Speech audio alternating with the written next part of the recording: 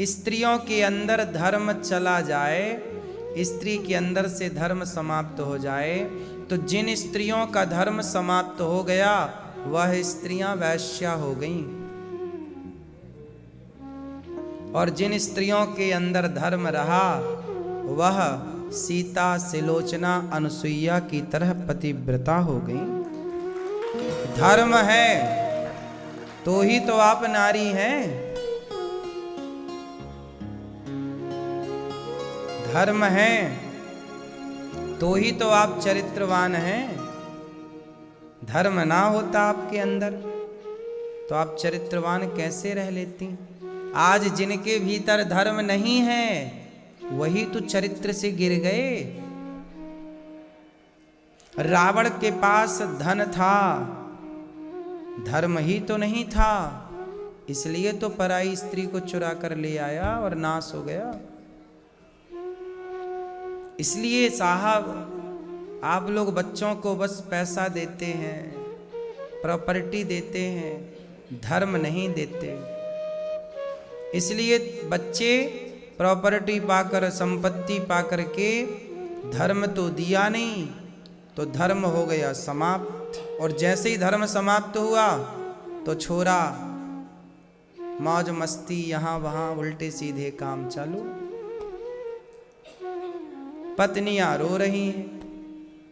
आज सबसे ज्यादा स्त्रियां परेशान हैं, कुछ परसेंट पुरुष भी परेशान हैं।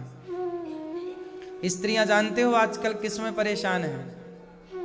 महाराज जी हमारे पति का पड़ोसन से चक्कर चल रहा है।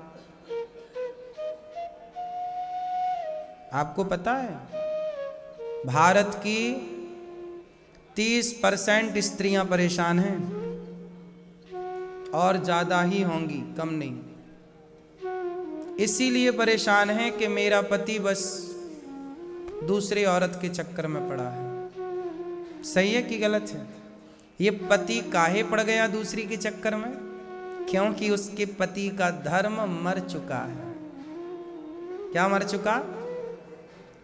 जैसे आंखों की नसें सूख जाती हैं ना, तो आंखों में दिखना बंद हो जाता है, उसी तरह धर्म की नसें सूख गई, तो धर्म हो गया समाप्त। तो आदमी अब अपनी पत्नी को छोड़ के पर स्त्री पे लग गया, यही तो अधर्म है। स्त्रियां भी कुछ ऐसी हैं कि पति है पर पड़ोसी से ताक झांक कर रही, क्योंकि उनका धर्म मर चुका। जब तक आपके भीतर धर्म है तब तक वो आपको भटकने नहीं देगा, और आप भटक गए मतलब आपके भीतर का धर्म मर गया। इसलिए कहता हूं जाने न देना धर्म। मैया जाने न देना, बोलो जाने न देना धर्म, करना लोभ मत धन धाम का। और धर्म ही जाता रहा तो धन रहा किस काम का? यदि धर्म ही चला गया, स्त्री का धर्म ही चला गया, तो फिर स्त्री का धर्म ही चला गया तो धन रहा तो किस काम का? रावण का धर्म ही चला गया तो धन रहा किस काम का? धर्म है तो धन काम का है, धर्म नहीं तो धर्म किस काम का, धन किस काम का? राम के पास क्या है, धन कि धर्म? राम के पास धर्म है और रावण के पास धन है। धन वाले रावण के पुतले जलाए गए और धर्म वाले राम के मंदिर बनाए गए। यही है धन और धर्म। मैया क्या बोलती तू? क्या बड़ा है?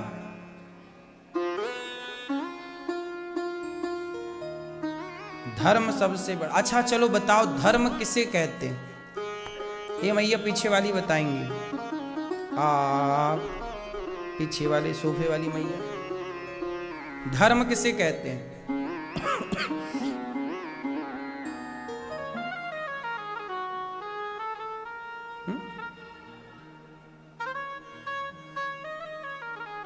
धर्म किसे कहते हैं? धर्म कहते हैं सत्य को। धर्म न दूसर सत्य समाना। सत्य पर आप चल रहे हैं तो आपके भीतर धर्म है। आपके अंदर दया है तो दया धर्म का मूल है, यही धर्म है। परोपकार, परहित, परहित सरिस धर्म नहीं भाई। जो सत्य बोल रहा है, दया कर रहा है, परहित कर रहा है, ये तीनों कर रहा है या तीनों में एक कर रहा है, वही धर्मात्मा है, उसी के पास धर्म है। इसलिए सत्य बोलना चाहिए, दया करना चाहिए और परहित करना चाहिए। परहित मीन्स सबकी सेवा। सबकी सेवा कैसी होती है? सेवा कैसी होती? सेवा किसे कहते हैं? सेवा का मतलब ये नहीं है कि आप पांव ही दबाओ। आप किसी की भी किसी भी तरह से मदद कर रहे हैं, वह सेवा है। आप किसी को सही रास्ता बता रहे हैं, ये भी एक सेवा है। कोई प्यासा आया, बोले भैया पानी कहाँ मिलेगा, आपने नदी का रास्ता बता दिया, ये बगल में नदी है, पी आओ जाओ, ये भी परहित है, नहीं है? किसी भी तरह का परहित हो सकता है। चींटी जा रही है और आपका पांव उसके ऊपर पड़ने ही वाला था कि आपने देखा और पांव बचा के बगल में रखा, उसकी जान बच गई, ये भी परहित है। आपने एक चींटी के प्राणों की रक्षा की, ये भी क्या है? बोलो, परहित है। आपने अपने छत पर चिड़ियों के लिए दाना डाला है, आपने अपने छत पर पानी की व्यवस्था की है चिड़ियों के लिए, ये भी परहित है और ये भी धर्म है। आपके द्वार पर पानी की व्यवस्था है कि गैया आए तो पानी पिए, यदि गाय वाय आती हैं तो, वरना कुत्ते गली के, छोटा पानी का पोखरा होना चाहिए, छोटा सा पानी रख दो, है ना? ये भी परहित है।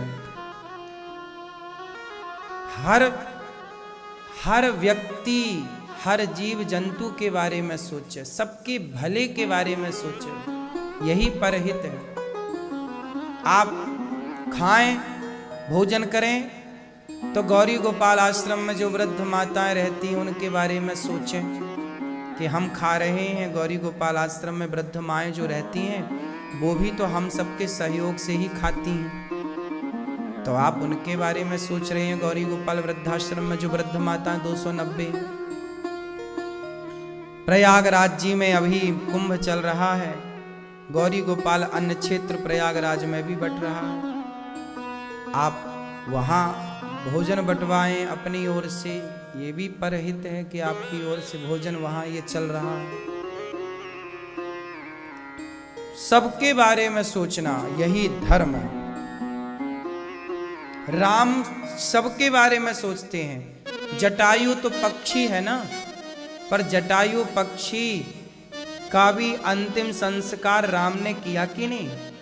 अविरल भगति मांग बर गीत गयऊं हरिधाम, तेहि की क्रिया यथोचित निज कर कीन्ही राम। भगवान राम ने जटायु का भी अंतिम संस्कार किया। जटायु तो पक्षी है ना मेरी माँ, पक्षी का भी ख्याल राम जी रखते हैं। ऐसे राम है, ऐसे करुणा निधान है। इसलिए भगवान सबसे बड़े परोपकारी हैं, हमें भी परोपकारी बनना है। आजकल ना होड़ लगी रहती, कंपटीशन का जमाना है ना। तुमने बड़ा घर बनाया तो हम भी बनाएंगे, तुमने बड़ी गाड़ी खरीदी तो हम भी खरीदेंगे, तुमने ये पैसा कमाया तो हम भी पैसा ऐसे कमाएंगे। सब जगह होड़ पैसे कमाने की लगी है, सब जगह होड़ घर बनाने की लगी है। लेकिन मैं कहता हूं होड़ करनी ही है तो फिर सेवा की होड़ करो कि गौरी गोपाल में इतनी सेवा होती है, आप भी सेवा करने का संकल्प लो, भाव रखो, हम भी सेवा करें। करना है तो सेवा की होड़ करो, भगवान का ध्यान करने की होड़ करो। क्यों मेरी माँ, होड़ समझते हैं ना? कंपटीशन है ना हर जगह, तो करना है कंपटीशन तो सेवा से करो ना। तो हम भी सेवा करें, वो सेवा कर रहे हैं हम भी करें। उन्होंने एक गौ माता की सेवा की, हम 2 गौ माता की सेवा करेंगे। ये करो, ये नहीं करना है आजकल। बस पैसे और घर और गाड़ी की शौक है बस लोगों को। सही है, लोगों की सोच ना आजकल सीमित हो गई है, एक दायरे में कैद है। सारी जिंदगी आदमी अपने लिए घर बनाने के लिए सोचता है ना? घर नहीं है, घर बनाए, घर बनाए, पैसा कमाए, पैसा, घर, पैसा, पैसा, मर गया इतने में। भगवान ने ये जीवन इस चिड़चिड़ के लिए, इस टेंशन के लिए नहीं दिया था। सच्चाई तो कुछ और थी, आए और चले गए, खत्म कहानी। जाना ही नहीं कि जीवन मिला क्यों था। सच्चाई तो आपको ये बताऊं कि आप में से बहुतों को ये भी नहीं पता कि आपको भगवान ने मनुष्य क्यों बनाया है। ये जीवन आपको क्यों दिया है, भगवान ने क्यों दिया है बताओ? क्यों भगवान ने आपको जीवन क्यों दिया है, मैया बताओ? हैं? लोग रोते ही रहते हैं, महाराज हम बड़े दुखी हैं, बड़े परेशान हैं। सारी जिंदगी रोते रोते रोते रोते मर जाते हैं। इतना भी तो दुख नहीं है यार संसार में जितना लोग दुखी हैं, है? इतना भी तो ना रोया करो, हर समय क्यों रोना है? झोपड़ी है तो झोपड़ी में भी खुश रहो। बड़े बड़े साधु संत जो हैं जंगलों में रहते हैं, घास की झोपड़ी में खुश रहते हैं। जीवन मिला है आनंद, प्रकृति को देखो, आनंद से रहो, संतुष्टि हो बस। वरना जितना है जिनके पास वो भी तो परेशान है। चलो जिसके पास घर नहीं, पैसा नहीं, वो परेशान है तो समझ में भी आता है कि यार इसके पास कुछ नहीं है तो परेशान है। पर परेशान तो हमें वो भी दिखते हैं जिनके पास सब कुछ है। क्यों जी, बात सही है कि नहीं? जिनके पास 4-4 बंगले हैं, घर हैं, वो भी परेशान है। जिसके पास घर ना हो, रोटी ना हो, कपड़ा ना हो, वो परेशान हो तो समझ में भी आता है कि यार इसके तो रोटी भी नहीं है, कपड़ा भी नहीं है। जिनके पास है वो कौन से खुश हैं? इससे आपको ये सीख मिलती है कि खुश होना अलग है, घर होना अलग है। खुश होना अलग है और पैसा होना अलग है। पैसे से खुश होने का कोई तुलना नहीं है, घर से आपकी खुशी की कोई तुलना, कोई संबंध नहीं है। बात सही है कि गलत है? यदि प्रसन्नता घर से आती तो जिनके घर हैं वो प्रसन्न होते। यदि प्रसन्नता पैसों से आती तो जिनके पास पैसा है वो प्रसन्न होते। इसका मतलब है प्रसन्नता ना बड़े घर से आएगी, ना बड़े पैसे से आएगी, ना बड़ी गाड़ी से आएगी।